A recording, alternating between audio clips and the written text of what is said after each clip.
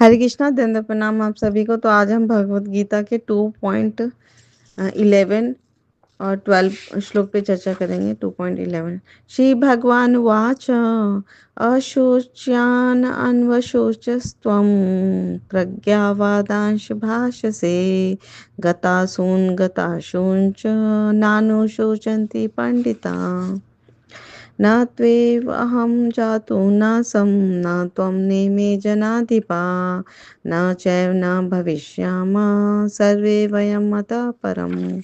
अनुवाद श्री प्रभुपाद जी की द्वारा। श्री प्रभुपाद की जय। श्री भगवान ने कहा, तुम पांडित्यपूर्ण वचन कहते हुए उनके लिए शोक कर रहे हो जो शोक करने के योग्य नहीं है। जो विद्वान होते हैं वे न तो जीवित के लिए न ही मृत के लिए शोक करते हैं। ऐसा कभी नहीं हुआ कि मैं न रहा हूँ या तुम न रहे हो अथवा ये समस्त राजा न रहे हो, और न ऐसा है कि भविष्य में हम लोग नहीं रहेंगे। तो अभी पिछले श्लोकों में हमने देखा कि अर्जुन अब भगवान को गुरु स्वीकार कर लिया है और स्वयं उनका शिष्य बन गया, शरणागत शिष्य बन गया। तो भगवान ने तत्काल ही गुरु का पद संभाल लिया। तो शिव बाबा जी ने तात्पर्य में बहुत सुंदर समझाया। तो शिष्य को सबसे पहले मूर्ख कहकर डांट रहे हैं। कहा कि तुम विद्वानों की तरह बातें कर रहे हो पर तुम ये नहीं जानते कि विद्वान कौन होते हैं। विद्वान शरीर और आत्मा के अंतर को अच्छे से जानते हैं। तो वो जीवित या मृत के लिए शोक नहीं करता, वो आत्मा के लिए शोक करता है कि आत्मा का कैसे कल्याण हो। आत्मा का कल्याण किसमें निहित है, स्वार्थ किसमें निहित है। तो जब हम साधु गुरु शास्त्र को समझेंगे, जानेंगे, अपने जीवन में उतारेंगे तो आत्मा का सही जो हमारा ध्येय है ना, प्रसन्नता, प्रसन्न कर पाएंगे। तो इस तरह से ये जो शरीर है ये तो जन्म मृत्यु जरा व्याधि में जरूर फंसता ही है। और जिस शरीर का जन्म होता है उसकी मृत्यु या उसका विनाश निश्चित है। तो ये सभी शास्त्रों का मत है। तो अगर शरीर ने जन्म लिया है तो वो विनाश एक ना एक समय पे उसका मृत्यु अवश्यम भाई है। तो शरीर इतना इम्पोर्टेंट नहीं है, लेकिन आत्मा बहुत इम्पोर्टेंट है, आत्मा बहुत महत्वपूर्ण है। तो जो इस तथ्य को जानता है वो असली विद्वान है। तो उसके लिए शोक का कोई कारण नहीं होता। आगे के कई श्लोकों में भगवान आत्मा का विशद वर्णन करने वाले हैं। तो आत्मा अविनाशी है और शरीर नाशवान है। तो शरीर के लिए शोक करने का औचित्य नहीं है, ऐसा भगवान कह रहे हैं। क्योंकि जो जन्म लेता है उसकी मृत्यु जरूर होती है, अवश्य ही है ना। हर जन्म लेने वाले प्राणी जरूर मृत्यु को प्राप्त होगा। तो आगे बता रहे हैं कि ऐसा कभी भी नहीं हुआ कि किसी भी काल में मैं नहीं रहा हूँ या तुम नहीं रहे हो या समस्त राजा नहीं है। ये सभी और भविष्य में भी ये मतलब हम लोग नहीं रहेंगे। मतलब कई अनादि काल से जीव आ रहा है, जा रहा है, आ रहा है, जा रहा है। तो हर समय जीव भी होता है, भगवान भी होते हैं। तो ये जीव जो है अपने असंख्य कर्मों फलों के कारण है ना, अपनी अपनी इच्छा के अनुसार अलग अलग परिस्थितियों में आते हैं, जाते हैं। और भगवान अंश रूप में हर जीव के हृदय में परमात्मा रूप में हमेशा शाश्वत वास करते हैं ना। ये तो इससे हमें समझ आता है कि एक परमेश्वर परमात्मा श्री कृष्ण ही है जो हर जीव के सुहृद है और हमेशा उसके संगी है। तो शाश्वत संगी मित्र जो है वो भगवान है। तो ये अगर हम जान लेंगे, भगवान से अपनी मित्रता या भगवान का अपना संग हम समझ पाएंगे, तो हमें ज्ञान हो जाएगा, है ना, कि एक भगवान ये जो हमारे शुभेच्छु मित्र हैं और हमेशा वो इस इंतजार में बैठे हैं कब ये जीव जो है ना, ये प्राणी में ही उन्मुख होगा, कृष्ण उन्मुख होगा, कृष्ण भावना भावित होगा और भगवत धाम वापस चला जाएगा, जो इसका असली घर है वहाँ वो वापस चला जाएगा।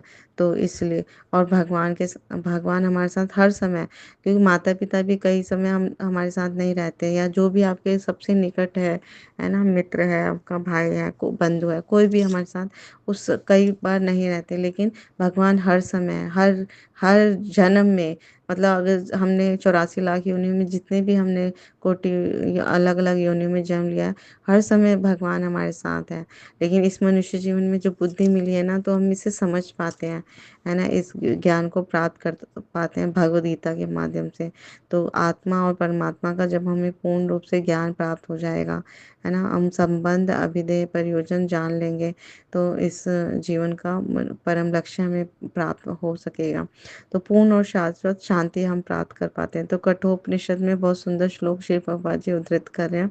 नित्यो नित्यानां चेतनश्चेतनानाम् एको बहुनां यो विदिताति कामान् तम आम आत्मसंस्थं ये अनुपश्यन्ति धीरस्तेषां शांति शाश्वती नेतरेषाम्। जो वैदिक ज्ञान अर्जुन को प्रदान किया वो विश्व के समस्त पुरुषों को भी प्रदान किया जाता है। तो जो विद्वान होने का दावा तो करते हैं लेकिन उनकी ज्ञान जो है वो न्यून है। तो भगवान यहाँ स्पष्ट रूप से बताते हैं कि स्वयं भगवान अर्जुन और युद्ध भूमि में जितने भी राजा भी एकत्र हुए हैं वो सब शाश्वत हैं, है ना। तो लेकिन सारे बद्ध और मुक्त आत्माओं का जो एकमात्र पालक है वो भगवान है। तो भगवान परम पुरुष हैं और जितने एकत्र राजागण हैं अर्जुन हैं वो सब शाश्वत जीव हैं। तो सभी ये प्राणी जो थे ना वो सभी भूतकाल में भी थे अलग अलग रूपों में, और अभी प्रेजेंट में तो देख ही रहे हैं अस्तित्व, और भविष्य में भी निर्बाध रूप से हो रहेंगे। तो इनके लिए शोक मत करो, इनकी आत्मा का कैसे कल्याण होगा वो उसके बारे में सोचो। तो भगवत गीता का जो रहस्य है वो केवल भक्त ही समझ पाते हैं, है ना। और ये जो ग्रंथ है भगवत गीता, इसकी तुलना हमें किसी और से, किसी भी सांसारिक ग्रंथ से नहीं करनी चाहिए, क्योंकि ये बहुत दिव्य ज्ञान है जिसे भक्त ही समझ पाते हैं। तो अगर हम भक्त के श्रीमुख से निरंतर भगवद गीता समझें सुने तो हमें ये समझ आएगा, और किसी कोई अभक्त के मुंह से सुने या अब मायावादियों के मुख से सुने तो ये उसी प्रकार होगा जैसे आप बॉटल है, शहद का बॉटल है आपके पास, कोई पात्र है और उसका ढक्कन बंद है, तो उसको बाहर से कितना भी आप टच करो छू लो तो आपको शहद का स्वाद नहीं मिलेगा। तो जब तक उसको खोल के चखा ना जाए। तो जो हमारे प्रामाणिक गुरु वर्ग होते हैं वो स्वयं भी भक्ति का आस्वादन कर चुके हैं, और उनको भगवान की कृपा भी प्राप्त है। तो उनके श्रीमुख से जब हम ये भगवद गीता का दिव्य ज्ञान समझेंगे, है ना, तो हमें एक एक अक्षर एक एक शब्द की दिव्य अनुभूति होगी, अच्छे से समझ पाएंगे, और हम अच्छे से आत्मा परमात्मा के विषय में जान पाएंगे। और हमारा क्या संबंध है भगवान के साथ, भगवान कौन है, हमारा क्या संबंध है, और हम भगवान को हम कैसे प्राप्त कर सकते हैं वो हम पुष्टि कर पाएंगे। तो यहाँ पर श्री कृष्ण कह रहे हैं कि ये सभी राजा जो हैं वो अनादि काल से हैं, और ये सब आत्माएं हैं जो सनातन है, अविनाशी है और शाश्वत है। तो हम सब आत्मा है और परमात्मा का अंश है, और हर जीव अगर भगवान का अंश है, जीवात्मा अंश है, तो अगर वो अंशी की सेवा करेंगे तभी वो परम सुख प्राप्त कर पाएंगे। और अगर अंशी की सेवा नहीं करेंगे तो चाहे जितना ही मर्जी प्रयास कर ले वो इस भौतिक संसार में कभी भी सुखी नहीं हो पाएंगे, कभी भी संतुष्ट नहीं हो पाएंगे। तो हमारी संतुष्टि तुष्टि भगवान की प्रसन्नता में ही छिपी हुई है। तो गूढ़ रहस्य है जो गुरु वर्ग हमारे सामने हमें रखते हैं। तो इसलिए हमें भगवान कृष्ण की प्रसन्नता के लिए कार्य करना है, हमें तन मन धन से भगवान को प्रसन्न करना है। तो इस कलयुग में भगवान की प्रसन्नता का सबसे सरल उपाय श्री चैतन्य महाप्रभु हमारे समक्ष लेकर आए हैं, हरे कृष्णा महामंत्र।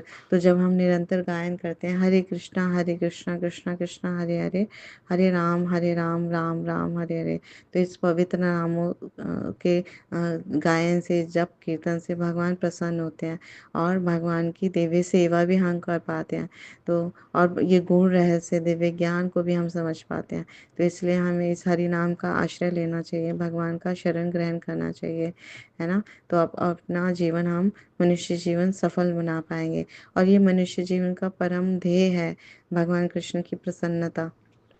तो इसके लिए भगवान ने हमें इतनी सुंदर इंद्रियां दी हैं जिसकी वजह से हम समझ पाते हैं, देख पाते हैं, सुन पाते हैं, है ना। तो महाराज अम्बरीश ने अपनी सारी इंद्रियों को भगवान की सेवा में लगा दिया।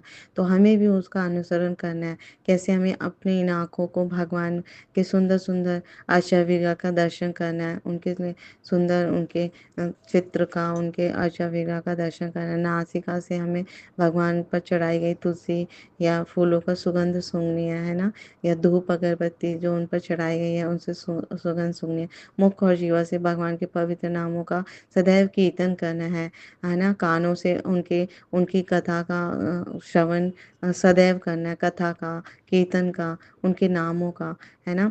और त्वचा से उनकी सेवा में रत रहना है, हाथ पैरों से उनकी सेवा करनी है, पैरों से उनके धाम में जाना है, धाम यात्रा करनी है ना। अगर हम इन विधियों का इन इन इनका सबका पालन करेंगे तो हम इस जीवन में, इसी एक जीवन में हम भगवान को प्रसन्न कर पाएंगे। Thank you so much. Guru Maharaj की जय, श्री प्रभुपाद की जय, आप सब भक्त की जय।